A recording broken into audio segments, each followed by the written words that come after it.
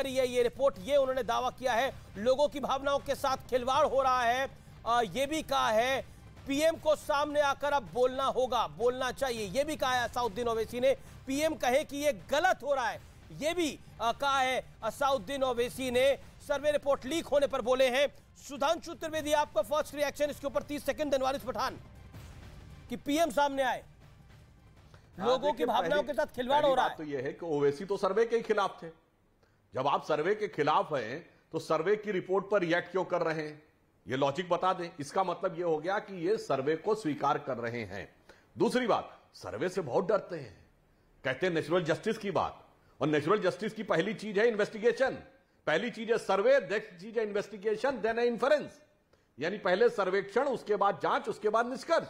मगर मजे की बात यह है कि नेचुरल जस्टिस कहने वाले पहला चरण सर्वेक्षण को नहीं मान रहे हैं। और जानते हैं अमीश जी, सर्वे से बहुत डर लगता है।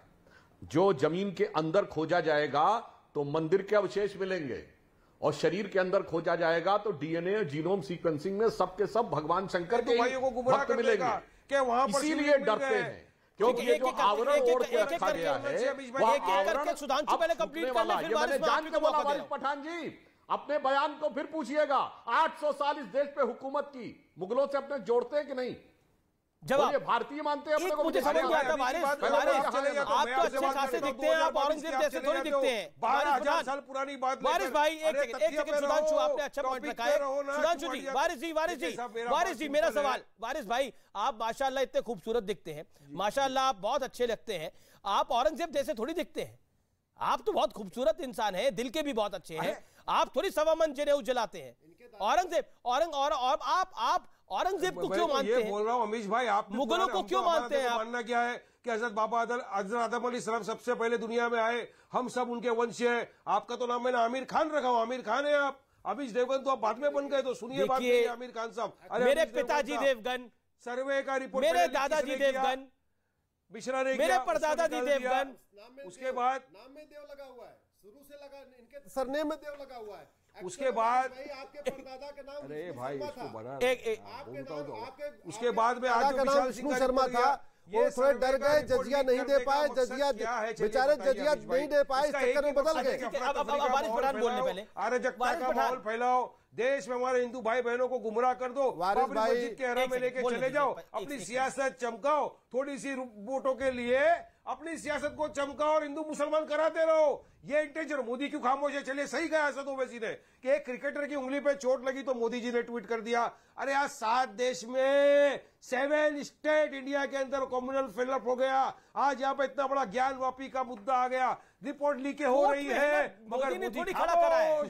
अरे मोदी ने थोड़ी खड़ा करा है, कोर्ट में मुद्दा है। कुछ तो है राज इस बेपर्दागारी में, आवाज क्यों बंद है, खामोशी क्यों है? देखिए, एक पुरानी कहावत है, ऊपर वाले की लाठी में ना आवाज नहीं होती। में चले गए, मोदी को बोलना, पुरानी कहावत है, ऊपर वाले की लाठी में आवाज नहीं होती। नहीं आ गए, मुझे पता नहीं।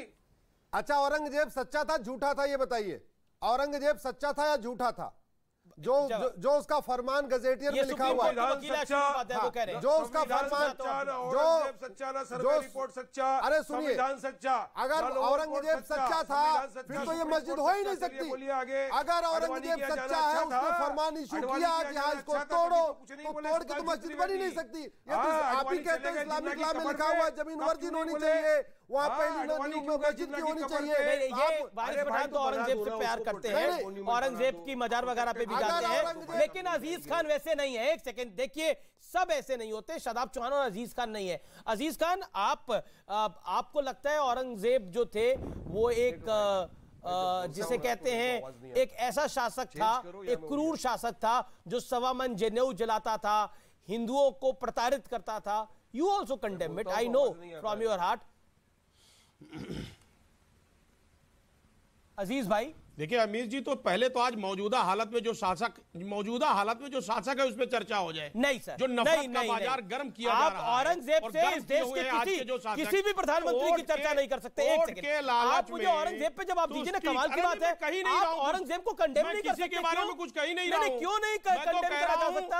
इस देश में सावरकर को गाली दी जा सकती है। एक सेकंड, मेरी बात, सावरकर को गाली दी जा सकती है, औरंगजेब को कंडेम नहीं कर सकते। Please condemn it. बैंक के चक्कर में पहले तो मौजूदा शासक को देखिए ना, मौजूदा शासक को देखिए कैसे माहौल पैदा किया जा रहा बलात्कारी था, नफरत का वातावरण पैदा किया जा रहा है। आज देश आर्थिक समाजवादी पार्टी के प्रवक्ता को श्रीलंका बना देंगे इसको क्या? और श्रीलंका बना देंगे। आप बीच में ना बोले, सबके बीच में ना बोले, आप सबके बीच में ना बोले। एक सेकंड, अभी कंडेम करेंगे अजीज खान। अजीज खान की आर्थिक स्थिति क्या है? अजीज खान, औरंगजेब क्रूर शासक था, इतना बोलने में क्या जाता है आपका? एक लाइन क्या चीज आड़े आती है? एक सेकंड सुधांशु जी, मैं आपका रुख कर रहा हूं।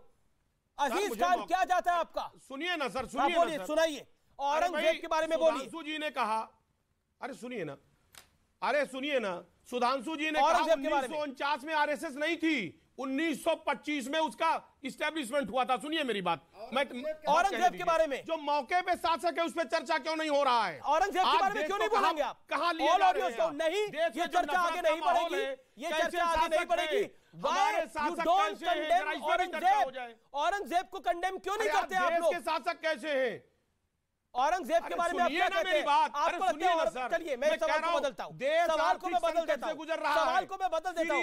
औरंगजेब अच्छा राजा था, आप मानते हैं ऐसा? औरंगजेब अच्छा शासक था, मानते हैं ये? सवाल को बदल दिया आपके लिए। किसकी बात कह रहे हैं? औरंगजेब अच्छा शासक था, मानते हैं? कह रहे हैं आप? हाँ, आपसे पूछ रहा हूं।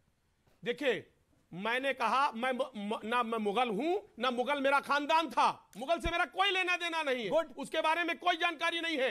आज जिस शासन में हम हैं, जो मौके पे रह रहे हैं, औरंगजेब के बारे में बोलिए, चर्चा करना चाहेंगे। बहुत बढ़िया, आपने बोला मुगलों से कोई लेना देना नहीं है, ये शादाब चौहान और वालिद खान को जवाब है।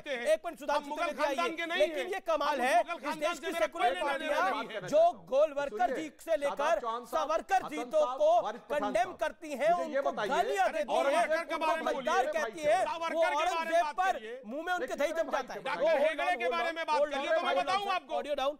और औरंगजेब पर अरे जवाब दीजिए ना, कितने भाई थे? नहीं पता है, मैं बताता हूं। छोड़ दीजिए हिंदुओं के साथ क्या किया, मंदिरों के साथ क्या किया, छोड़िए। उसके 4 भाई थे कुल, और 3 भाई थे औरंगजेब के अलावा, शुजा, मुराद और दारा शिकोह, और तीनों का सर काट दिया और बुढ़ापे में रखा बाप को जेल में। और इतने से भी संतोष नहीं हुआ, अपने सगे बड़े भाई दारा शिकोह का सर काटकर थाली में सजाकर अपने जेल में बंद बाप को भेजा। अरे अपने परिवार में आप क्या चाहते हैं बता दीजिए? ये भाई ऐसे हो औरंगजेब का आदर्श कि एक भाई 3 के सर काटे, बुढ़ापे में आपको जेल में रखे, और बड़े भाई का सर काट के थाली में सजा के दे? अरे ऐसा तो हैवान कभी जीवन में समर्थन नहीं करना चाहिए। उसके नाम से जुड़ी किसी चीज के साथ किसी प्रकार का संबंध नहीं रखना चाहिए। और मैं कहना चाहता हूं, जो लोग गंगा जमनी तहजीब की बात करते हैं, जरा पता गंगा जमनी तहजीब कहां से आई? औरंगजेब के बड़े भाई दारा शिकोह ने किताब लिखी थी मंजुबल बहरीन, जिसका मतलब था 2 समुद्रों का मिलन। कोई दारा शिकोह का नाम नहीं लेता। मैं तो कहना चाहता हूं, औरंगजेब के साथ क्यों, दारा शिकोह के साथ क्यों नहीं खड़ा होना चाहते?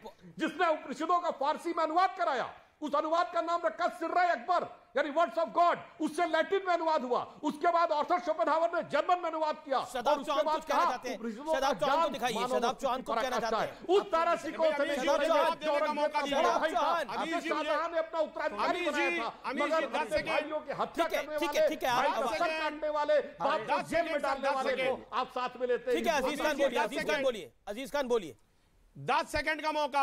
अरे लेट मी कंप्लीट। अरे सर, ये दुनिया भर का इतिहास बता गए, दुनिया भर का। अरे औरंगजेब ने तो राजतंत्र के लिए अपने भाई का सर काटा। आज जो स्थिति पैदा है, आज तो पूरे देश में नफरत का माहौल है। आज तो देखिए तमाम सर कटे जा रहे हैं। उस सर का क्या होगा जो राज के लिए तमाम सर कट रहे हैं, तमाम लोग मारे जा रहे हैं, तमाम लोग आत्महत्या कर रहे हैं। आज का औरंगजेब का दौर है। सुधांशु जी उस पर ही बोलिए ना। दुनिया भर का इतिहास बता गए आप।